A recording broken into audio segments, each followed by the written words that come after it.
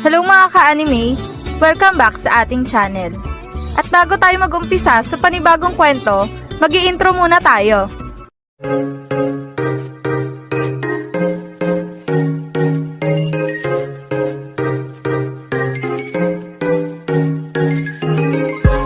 Bago natin simulan ang panibagong kwento ng International League, gusto ko lang sana humingi ng pabor sa inyo na sana tulungan niyo akong i-boost ang video na to. Sa simpleng pag-share lang ng ating video ay napakalaking tulong na nito sa akin.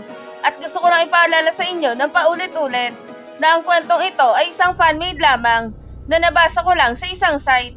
At hindi ito kasama sa totoong kwento ng Slam Dunk. Ngayon, kung nagustuhan niyo ang ganitong kwento, please pa-like na ating video at pa-follow na din sa ating Facebook page na Tagalog Anime Manga. Tara, umpisa na natin ang chapter 178 ng International League. Naibaba na nga ng Shouko sa 3 puntos ng kalamangan ng Dream Team sa kanila. At dahil ito sa pambihirang steal ni Rukawa kay Jade at pambihirang tres nitong si Mitsui.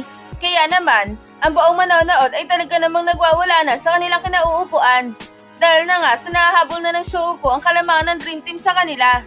Habang itong si Mitsui naman ay napabulong sa kanyang sarili. Sa wakas, gumagana na naman ang aking kamay. Nagliliyab na naman ito sa tres. Malaking bagay ito para sa amin. Hindi na kami mahihirapan pang habulin ng score sa Dream Team. Isang tres na lang. Siguradong tabla na ang laban at siguradong kami na ang magkokontrol ng laban na to. Yan ang sabi ni Mitsui sa kanyang sarili. Habang itong mga tropa ni Mitsui ay todo ang sigawan para sa kanya. Go Michi Boy! Ikaw lang talaga ang ipinunta namin dito, kaya naman galingan mo pa. Pakitaan mo ng walang sablay na tres yung mga kalaban ninyo. Sige Michi Boy, kaya niyo yan. Talunin niyo ang kalaban niyo para kayong umabante para sa finals. Go Michi Boy! Michi Boy! Michi Boy! Michi Boy! Yan ang sigawan ng mga tropa ni Mitsui. At itong si Coach Hansei naman ay biglang nagsalita ng mahina.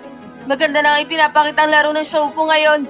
Ngunit, hindi pa rin ito sasapat dahil lamang pa rin naman sa amin ang aming kalaban. Kaya naman, hindi pa rin dapat kami maging kampante dito hanggat hindi namin nakukuha ang kalamangan sa kanila.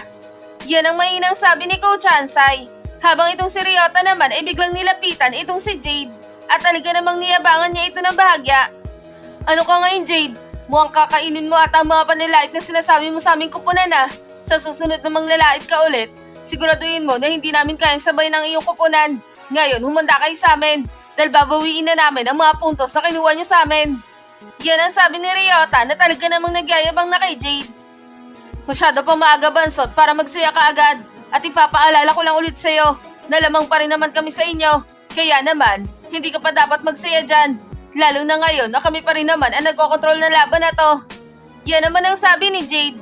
Sa kabilang banda naman, hawak na ng Dream Team ang bola at tinadala na ito ni Jade papunta sa kanilang basket habang binabantayan ito ng mahigpit ni Ryota.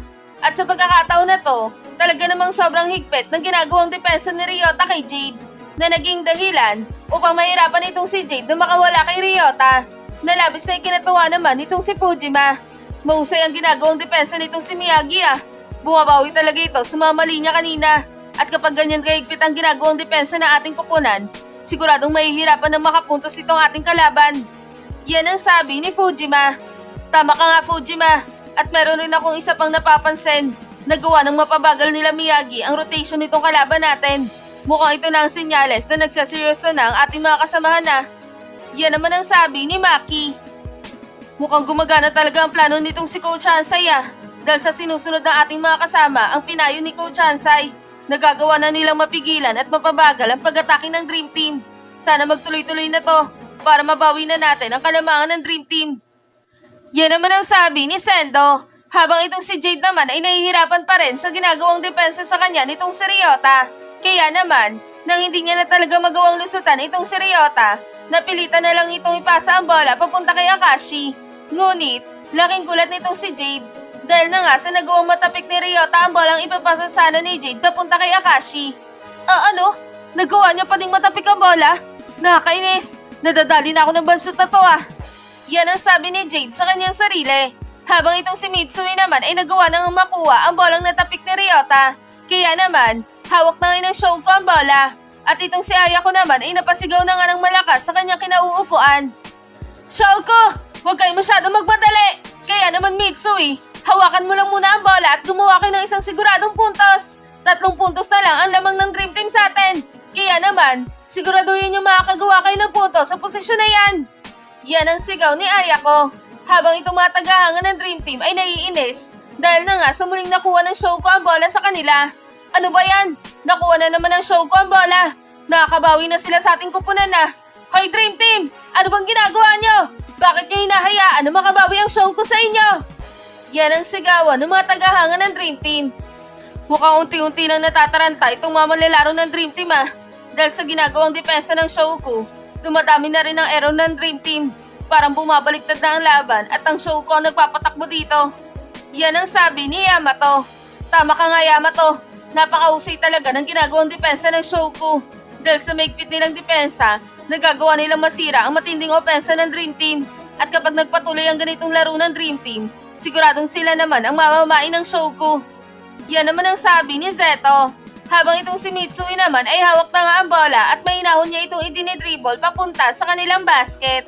Nang bigla niya itong ipinasa papunta kay Ryota upang ito magdala ng bola papunta sa kanilang basket. At nang hawak na ni Ryota ang bola, agad din naman itong sumigaw ng malakas at nagtaas ng kamay. Okay team, ngayon pabagalin natin ang takbo ng laban dahil siguradong dito na masisira ang laro ng ating kalaban. Kaya naman, humanda na kayo dahil sa posisyon na ito, gagawa tayo ng isang siguradong puntos. Yan ang sigaw ni Ryota na labis na ikinatuwa talaga nitong si Coach Hansai. Tama yan Miyagi, yan talagang ayaw ng Dream Team na laruan dahil napansin ko sa kanila na kapag mas mabilis ang laban, mas lalo silang ginaganahan. Kaya naman, yan ang aking naisip na plano, ang pabagalin ng laban para masira ang kanilang momentum. Yan ang mahinang sabi ni Coach Hansai sa kanyang sarili. At itong coach ng Dream Team ay medyo nababahala sa sinabi ni Ryota. Patay, mukha nabasa na nila ang laruan ng ating mga manlalaro. Mahusay pala talaga ang matabang coach ng Shoko. Mukhang totoo nga ang sabi-sabi ng mga tao. Kalmado pero napakatalino at mapagmatsyag sa mga bagay. Kailangan ko makaisip din ng paraan para mapigilan ang ginagawang plano ng Shoko. Yan ang mahinang sabi ng coach ng Dream Team. Habang itong si Anamichi naman ay biglang tumakbo ng sobrang bilis. At itong si Momosuke naman ay agad ding hinabol itong si Anamichi upang hindi matuloy ang binabalak nitong plano. Nang biglang nagulat itong si Momosuke dahil na nga sa sobrang bilis ng paghinto nitong si Anamichi at bumalik sa ilalim ng basket, sabay sumigaw ng malakas. Kulot! Bilisan mo! Ipasa mo na ang bola sa itaas! Yan ang sigaw ni Hanamichi. Habang itong si Ryota naman ay biglang napangiti. Huwag mo na akong turuan ungas dahil alam ko naman ang gagawin ko. Yan naman ang sabi ni Ryota. Sabay pasa ng palubo ng bola papunta sa kanilang basket. At itong si Hanamichi naman ay agad na tumalon at kinuha ang bolang ibinato ni Ryota. At nangawak na ni Hanamichi ang bola, hindi niya na ito ibinabapa. Bagkus, idiniretso niya na ito sa kanilang basket. At gumawa ito ng isang napakalinis na layup. At dahil sa hindi na siya nagawang sabayan pa nitong si Momosuke at sobrang higpit ng depensa ni Akagi kay Akashi, na libre na itong bida natin at nagawa nitong maipasok ang kanyang layup sa kanilang basket na naging dahilan upang maibaba na nila sa isang puntos ang kalamangan ng Dream Team sa kanila na labis na ikinatuwa talaga ng buong tagahanga ng Shoko. Ayos! Isang puntos na naman ang nagawa ng Shoko! Ibang klase talaga kayo! Lalong-lalo ka na may pulang buhok! Dahil sa ginawa mong layup na ibaba nyo na sa isang puntos ang kalamangan ng Dream Team sa inyo! Isang depensa na lang Shoko! Siguradong kayo na ang magpapatakbo ng laban na to! Go Shoko! Yan ang sigawan ng mga tagahanga ng Shoko. Habang itong coach ng Dream Team ay naiinis na nga. Dahil na nga sa nagawa ng maibaba ng Shoko sa isang puntos ang score sa kanila. Ano ba yan? Nasunod-sunod na nila ang score sa amin. Hindi pala ganito kadali kalaban ang mga malalaro ng Shoko. Masyado ata ako na surpresa sa kanila. Hindi to pwedeng magtuloy-tuloy. Dapat may gawin na ako. Yan ang inis na sabi ng coach ng Dream Team. Ay sa rotation itong si Miyagi at Hanamichi Nagagawa nilang maisahan itong kalaban nila. Pero hindi talaga sila ang aking gustong makitang magseryoso dito. Kundi itong si Kaide Rukawa. Kailan ka ba talaga magpapakitang gilas Rukawa? Yan ang sabi ni Yamato. Tama ka nga Yamato. Gumaganda na talaga ang laro ng Shoko ngayon. Nakakabilib talaga sila. Nagawa agad nilang maibaba sa isang puntos ang kalamangan ng Dream Team sa kanila. Napakabilis at napakasolid ang ginagawang play ng Shoko ngayon. Yan naman ang sabi ni Kenji. Huwag muna kayo mamanga masyado sa Shoko. Dahil hindi pa naman talaga nagseseryoso itong mga malalaro ng Dream Team. Tignan nyo, Parang baliwala lang sa mga malalaro ng Dream Team ang ginagawang puntos ng Shouko. At hindi nyo ba napapansin na halos hindi pa rin gumagawa ng aksyon itong si Todori at Jintoki sa laban? Para bang pinag-aaralan din nila ng mabuti ang laro ng Shouko? Yan ang sabi ni Zeto. Tama ka nga coach, yan din ang aking napansin. Siguro balak din nilang gulatin ng Shouko pero sa papaanong paraan kaya? Ano kaya ang gagawin ng Dream Team sa laban na to? Yan naman ang sabi ni Hatochi. Habang itong si Ayako naman ay nagsalita na nga sa kanyang kinauupuan. Coach, mukhang ayos na ata. Gumagana na ang iyong plano. At mukhang malaki na ang ating pag-asa na makalamang laban sa Dream Team. Yan naman ang sabi ni Ayako. Tama ka nga Ayako, pero hindi pa rin dapat tayo maging masaya porket nagagawa na nating makuha ang takbo ng laban. Tandaan mo, hindi pa rin gumagalaw itong coach ng Dream Team. Kaya naman, hindi pa tayo sigurado sa totoong laro nila. At sa ngayon, nagawa nga nating mabasa ang kanilang play. Pero baka mamaya, bigla na namang magbago ang kanilang laro at may ipakitang bagong taktika sa ating mga manlalaro. Kaya naman, sa halip na magsaya tayo, mas maganda sana kung obserbahan pa rin natin ang kanilang mga galaw. Yan naman ang sabi ni Coach Ansay. Habang itong si Ayako naman ay hindi na nakapagsalita pa dahil na nga sa nagulat ito sa sinabi ni Coach Ansay sa kanya.